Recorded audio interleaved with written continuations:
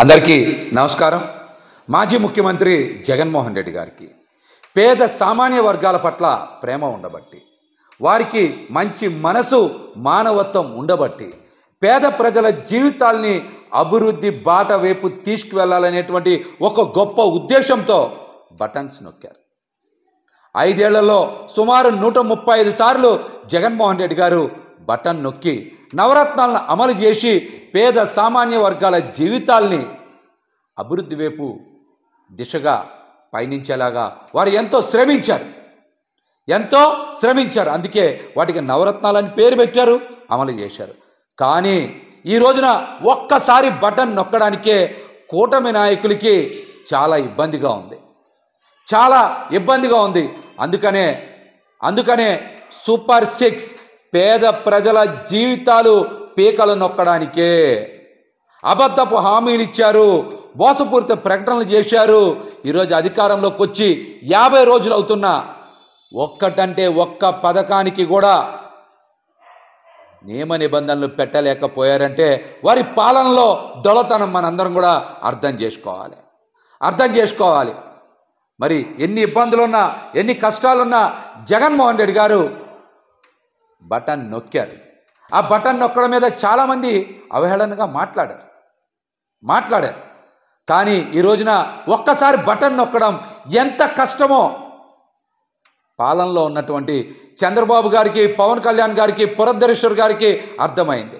అట్లాంటిది 135 సార్లు జగన్మోహన్ రెడ్డి గారు బటన్ నొక్కి పేద ప్రజల జీవితాల్లోకి, పేద ప్రజల ఖాతాల్లోకి డబ్బులు మళ్లించారంటే వారి సమర్థవంతమైనటువంటి పాలన గురించి ఈ రోజున రాష్ట్రం మొత్తం చర్చ జరగాలి.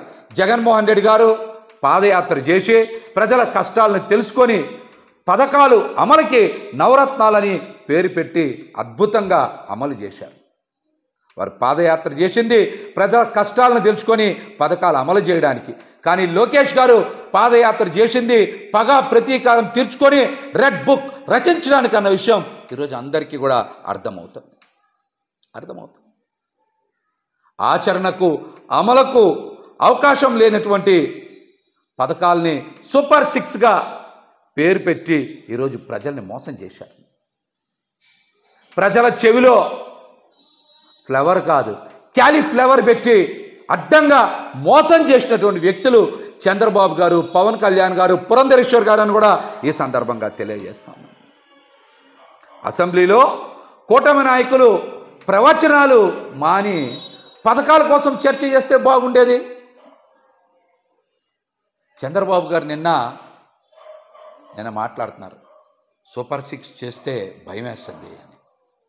మీరు భయపడద్దు. మీరు పవన్ కళ్యాణ్ గారు, పురంధరేశ్వర్ గారు పథకాలు ఎలా అమలు చేయాలి, వాటికి నిధులు ఎలా సేకరించాలని మీరు భయం చెందాల్సినటువంటి అవసరం లేదు.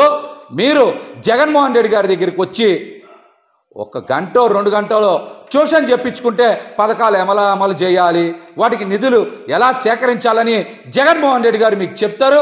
వారికి ఉన్నటువంటి పాలనా అనుభవం, పేద ప్రజల ప్రేమ మీద ఉన్న ప్రేమ అట్లాంటిది. కాబట్టి మీరు ముగ్గురు కూడా చక్కగా జగన్మోహన్ రెడ్డి గారి దగ్గరికి వచ్చి మీరు ట్యూషన్ చెప్పించుకుంటే అద్భుతంగా పథకాలు అమలు చేయగలరని కూడా నేనైతే తెలియజేస్తున్నా. మాటికి మాట్లాడుతున్నారు. జగన్మోహన్ రెడ్డి గారు పారిపోతున్నది చంద్రబాబు నాయుడు గారు, పవన్ కళ్యాణ్ గారు. మీకు దమ్ముంటే జగన్మోహన్ రెడ్డి గారికి ప్రతిపక్ష నాయకుడు హోదా ఇవ్వండి. ఇవ్వకుండా పారిపోతుంది మీరు కదా.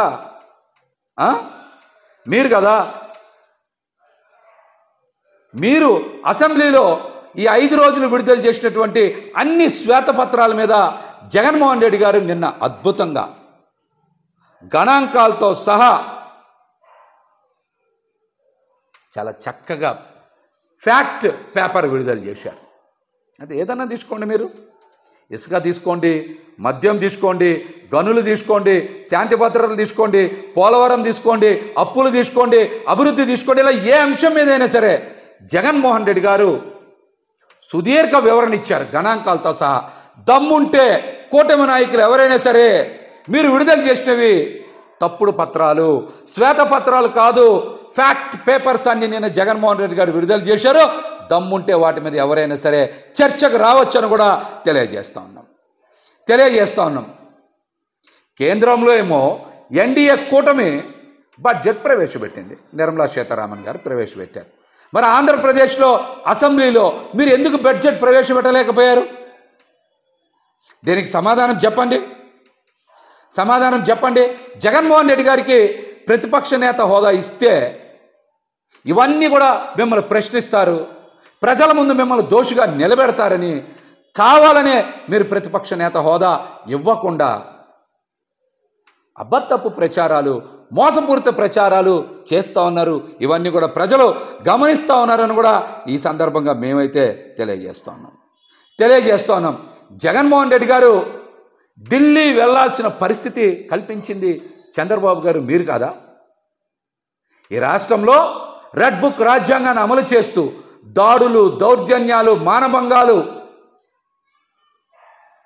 ఇష్టానుసారం చేస్తూ ఉంటే ప్రజలకు శాంతి భద్రతలు కోరుకుంటా ఉన్నారు.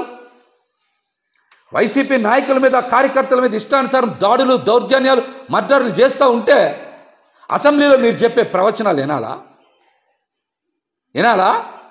అందుకే ఢిల్లీ వెళ్ళి ధర్నా చేస్తేనే మీరు కూడా దిగొచ్చి అసెంబ్లీలో ఇక నుంచి రాజకీయ ప్రేరేపిత దౌర్జన్యాలు ఉండవు అని మాట్లాడు. ఇది కూడా నటన, వాస్తవం అనేది నిన్నటికే అర్థమైంది. నిన్న కూడా ఎక్కడ దాడులు, దౌర్జన్యాలు ఆగల. ఇవన్నీ ఆగాలి, ఖచ్చితంగా ఆగాలని జగన్మోహన్ రెడ్డి గారు డిమాండ్ చేశారు. మీరు ఆ తీరుగా పాలన చెయ్యాలి, లేకపోతే ప్రజా తిరుగుబాటు మీ మీద తప్పదని కూడా ఈ సందర్భంగా తెలియజేస్తున్నాం. ఒక్కటంటే ఒక్క పథకానికి కూడా మీరు విధి విధానాలు రూపొందించలేరా? యనమల రామకృష్ణుడు గారు, పయ్యావులు కేశవ్ గారు లాంటి సీనియర్ నాయకులు ఉన్నారు కదా, వారు ఒక్క పథకానికి కూడా నియమ నిబంధనలు సూచించలేరా? పనికిరారా వాళ్ళు? చెప్పండి, పనికిరారా?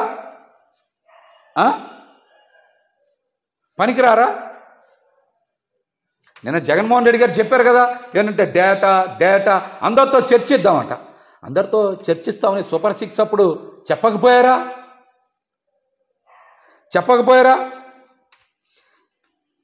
ఇట్లాంటి అవాస్తవాలు, అబద్ధాలు నటించడం జగన్మోహన్ రెడ్డి గారికి రాకే నిన్న ఓటమి చెందారు. అధికారం కోసం మీరు ఎంత స్థాయికైనా దిగజారిపోతారని మరొకసారి రాష్ట్ర ప్రజలకి అర్థమైంది. జగన్మోహన్ రెడ్డి గారి మీద ఇష్టానుసారం మాట్లాడుతూ ఉన్నారు. మాట్లాడే ముందు ఒక్కసారి చంద్రబాబు నాయుడు గారు కూడా అనుభవం ఉన్నటువంటి వ్యక్తి, అవగాహన ఉన్నటువంటి వ్యక్తి, వారికి కూడా అన్ని విషయాల మీద కొంత అవగాహన ఉంటుందని నేనైతే అనుకుంటా ఉన్నాను. సచిన్ టెండూల్కర్, విరాట్ కోహ్లీ లాంటి గొప్ప క్రికెటర్స్ కూడా వారి కెరియర్స్లో ఎత్తుపాలాలు ఉన్నాయి. సెంచరీ కొట్టారు, హాఫ్ సెంచరీ కొట్టారు, సింగిల్ డిజిట్కి పరిమితమయ్యారు. కానీ తదుపరి వారి కెరియర్లో డబుల్ సెంచరీ కొట్టారు, ట్రిపుల్ సెంచరీలు కొట్టారు. రాబోయే రోజుల్లో జగన్మోహన్ రెడ్డి గారు కూడా ఖచ్చితంగా రాబోయే ఎన్నికల్లోనే డబుల్ సెంచరీ కొడతారు. రాబోయే ఎన్నికల్లో జగన్మోహన్ రెడ్డి గారు ఖచ్చితంగా డబుల్ సెంచరీ కొడతారు. ఇవన్నీ మీరు చూస్తారు. 40% ఓట్లు వచ్చినటువంటి జగన్మోహన్ రెడ్డి గారిని ప్రజలు గుండెల్లో పెట్టుకున్నారు. ఖచ్చితంగా ఈసారి బలంగా ఆదరిస్తారు, అధికారం కట్టబెడతారని కూడా ఈ సందర్భంగా మేమైతే చాలా స్పష్టంగా తెలియజేస్తా ఉన్నాం. అదేవిధంగా కూటమి పాలన కూడా ఏం నిర్మాణాలతోనో దేనితోనో ప్రారంభం కాల. కూటమి పాలన కూడా కూల్చివేతలతోనే ప్రారంభమైంది.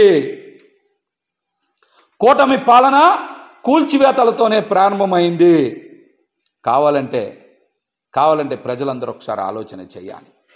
మీరు సచివాలయాలు కూల్చలేదా? శిలాఫలకాలు కూల్చలేదా? పార్టీ కార్యాలయాలు కూల్చలేదా?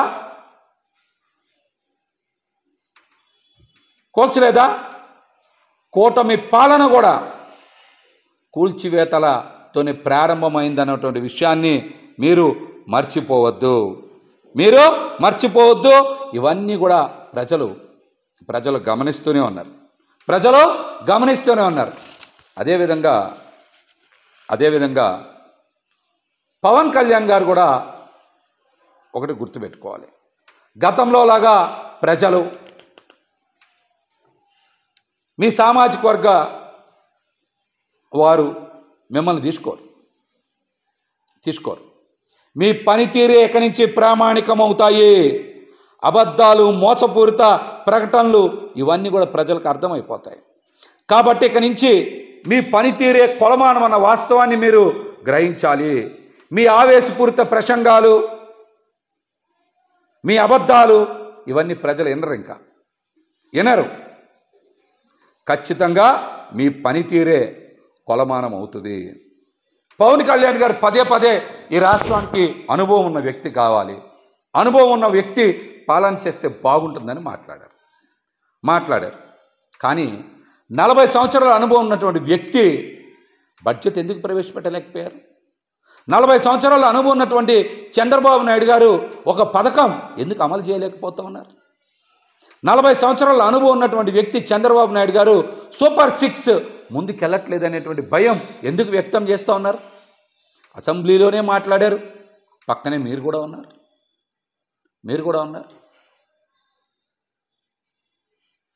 దీని మీద కూడా మీరు రాష్ట్ర ప్రజలకి సమాధానం చెప్పుకోవాల్సినటువంటి బాధ్యత ఉంది. గతంలో మీరు చెప్పారు, ఎన్నో అవాస్తవాలు మాట్లాడారు.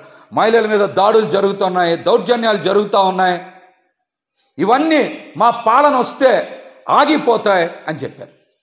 ఈ 50 రోజుల పాలనలో ఎంతమంది మహిళల మీద అఘాయిత్యాలు చేశారు, హత్యలు చేశారు, దాడులు చేశారు.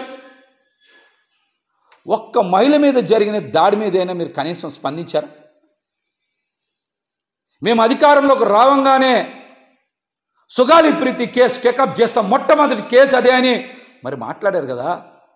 ఈ రోజున కర్నూలులో జరిగిన ఆ సంఘటన మీద మీరు ఎందుకు మాట్లాడట్లా? విశాఖపట్నం, నెల్లూరు, వైజాగ్లో మహిళల మీద అరాచకాలు జరుగుతూ ఉంటే పవన్ కళ్యాణ్ గారు జనసేన పార్టీ నుంచి ఒక్కరు కూడా పరామర్శించలేదే. అధికారంలోకి రాకముందు ఒకలాగా, అధికారంలోకి వచ్చాక ఒకలాగా ఉన్న విషయం మీ ప్రవర్తన ప్రజలకు అర్థమైపోయింది.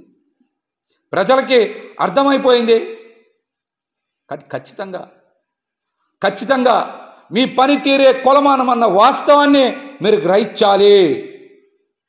మీరు గతంలో మాట్లాడిన ప్రతి మాటకి బాధ్యత వహించాలి. లేకపోతే ప్రజలు తిరస్కరిస్తారన్న విషయాన్ని మీరు తెలుసుకుంటారు. అప్పులు ఇప్పిస్తేనే మీరు ధన్యవాదాలు తెలియజేశారు. మరి అధికారంలో తెచ్చినటువంటి ప్రజల పథకాల కోసం మీరు నిధులు ఎందుకు సేకరించరు? హామీలు ఇచ్చారు కదా, అమలు చేసే బాధ్యత మీకు లేదా? దీని మీద కూడా మీరు ప్రజలకు సమాధానం చెప్పుకోవాలి.